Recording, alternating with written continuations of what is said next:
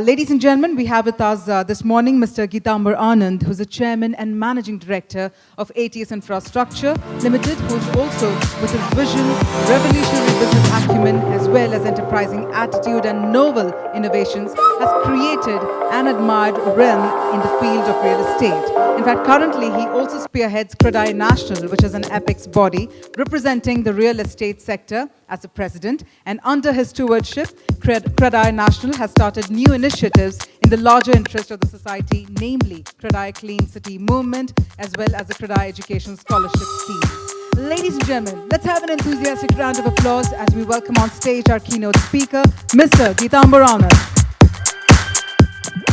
Good morning, all friends here. Thank you, Shraddha, Viraj and Gaurav, for inviting me here. And congratulations for such a great initiative. I was speaking to Gaurav just before this show started, and I was very enlightened to hear. I asked him, I said, what is the objective of having FOAID? What is the end game here? What is the ulterior motive here? And Gaurav was very clear in his thoughts, and he said the idea is to, as far as the vendors go, to select those people who are very innovative, who got new products to display. They are not looking at crowds, and to introduce them to you architects so that you can give them an opportunity to actually be more participative in your creations, in your imaginative buildings, which you want to put into reality with people like us.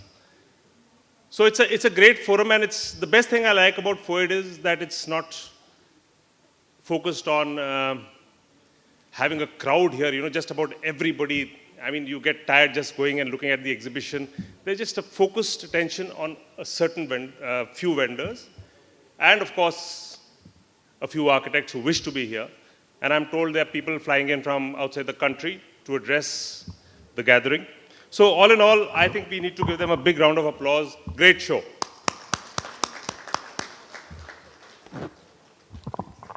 So I am in real estate, as you all know, and I love each and every part of this business. And architects are a very integral, important part of our business. Why are you laughing? I mean that. Honestly, I think we all need to be very proud of ourselves. Because, probably we don't realize it. There's so much we are contributing, and it's this whole thing that has been put together. There's our labor community, there's the contractor community, there's the vendor community, there's the developer community, there's the architect community, there's the project management consultants, and et cetera, et cetera. And this whole thing, this whole huge force, this energy is us. And we underestimate ourselves.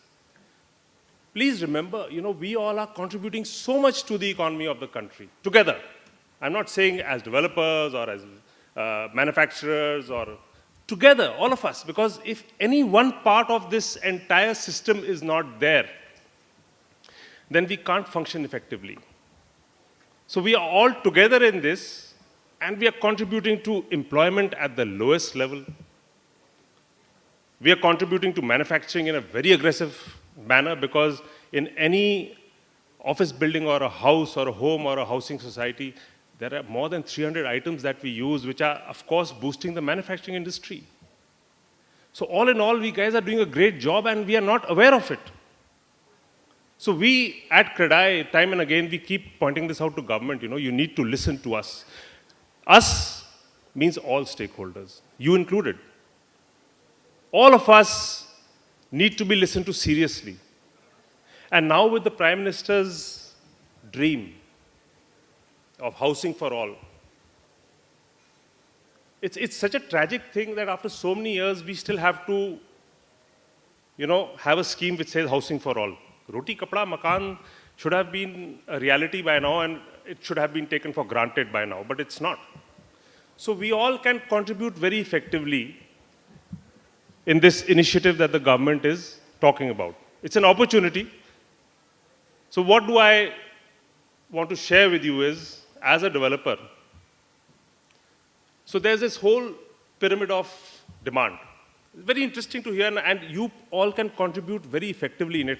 So I'm going to share with you what we find lacking when we want to do this housing for all. So here's this whole pyramid of demand. Most of us developers want to operate at the top level, or maybe we'll just touch the middle because we feel that that's where the margins are, and that's where, when you give us a drawing, when you have a concept, that's where we can spend that kind of money, because we can sell it for that price, and probably the expense we incur in realizing your thoughts and imagination will only do justice if we sell it over there at the top of the pyramid. So where is the opportunity for me as a developer? The rest of the pyramid. So I thought, why don't we start venturing? So we went lower, middle-class housing, then blue-collar housing. There's the base also. So that's the meat. 4 crore houses in the country by 2022. Huge opportunity. I mean, you can't even imagine what limits me as a developer to do that. What limits me? It's the margin. I feel, not when I say I speak for industry. Industry feels that there's no point in going down that space because you won't earn anything. But that's wrong now, because we've convinced government, so they've come up with a new policy in the budget last year, in the finance bill, where if you do houses of 30 square meters and 60 square meters, you get income tax rebates of 100% in that project, which is a big thing, very big thing. So we went back to government this year, we went to the finance minister and his team, and we said that 30 square meters, and I'm sure as architects you will all agree with me, we said 30 square meters is not doable because in certain towns, the bylaw, the corridor width, the ventilation does not permit us to do a 30 square meter. And they took that well. So we said you increase that in metros. You're looking at Delhi, Mumbai, Kolkata, Chennai, maybe Hyderabad. So we said you increase that 30 square meter to at least a 60 square meter. And that 60 square meter, where you're saying within 25 kilometers of the radius of the center of these metros, outside that you can do 60 square meters. Increase that to 90 square meters. So we can kind of, make a house which is every family. I think we must understand the ethos, the emotion of a home buyer. Every family wants to stay in one location till the kids, they're going to a school nearby, so that the kids grow up in that house till they go to college.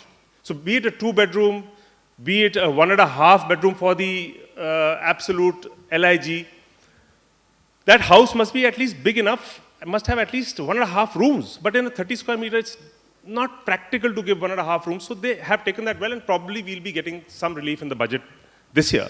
So what is it? What is the opportunity? What limits me? Again, so this was the part, financial part, which limited me from doing this format, which has been taken care of by government. Design. So I have this misconception in my mind that if we do low-cost housing or affordable housing, it won't look beautiful. It'll be like a dabba. It'll be like a box. What will you do? You'll paint it some different color to make it look happy. Happy buildings is what I've always loved. And you see most of our buildings, we try and make happy buildings. So I feel, I felt that if we do this kind of housing, we won't be able to spend much money on it, and it won't look good. So, but then as a compulsion, business compulsion for bottom lines, we'll do it. You all need to help us in that. Why? How? I'm sure you all are creative enough and enterprising enough as a community of architects to come up with design which, when I implement that design, it doesn't cost much, but it looks as classy, as rich, without as a developer, having to spend that kind of money on my facades and elevations. Without having to do that, it still looks rich, it looks nice, it looks beautiful. So if my architects can enable me to do that, interiors of the house, why should a person living in an LIG house have to live, on mosaic flooring, or maybe, very crass, crude wall finishes, windows which are very ugly, MS windows? Why? Why can I not? So we have started doing a low-cost housing project. We've done 4. as a company, and this is not for bottom lines, we want to learn what that customer wants. Because please, I'm repeating this again, there's 4 crore such houses needed in the country. That is where the opportunity for you all is. If you can bring that concept to me as a developer and to my community as developers, we are sold out. So we did this housing in Bulandshahr, we did it in Bareilly, we're doing one in Moradabad. So the house in Bulandshahr cost 12 lakh rupees. It was a 50 square meter plot, square yard, and it had 600 square feet of built-up area, 2 bedrooms and 1 bedroom. Like in those areas, they call it a baithak. So we tried to make the house as beautiful as we would make something in Noida or Gurgaon. So we gave it a nice textured beige finish, you know, and the greenery was nice. So when we offered it to the community over there, they loved it. They said, you know, we didn't know that 12 lakh mein aisa makan, aisi community mil sakti hai, but we didn't make money on that. You have to educate us how we can do that right. That is the opportunity. That is where we need your creativity. That is where we need your help to make beautiful office buildings. I would say today is an easy thing for you as architects. Because you come to me with a concept and you say, okay, this is a glass facade, or this, my building is turning and twisting like that, it's 1 in a million. We get that all the time. But that has stopped exciting us because bottom lines in that space have, you know, they bottomed out.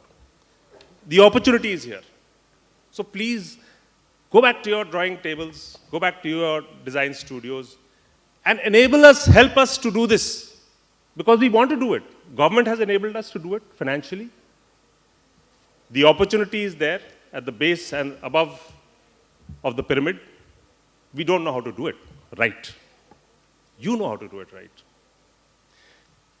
Having said that, and once again with utmost respect for all of you over here, I congratulate the organizers of FOAID. I wish them well. And I'm sure in coming years, FOAID will be a brand bigger than CREDAI. And we'll work together, definitely. Thank you very much. Thank you for having me here. Congratulations once again. Thank you so much.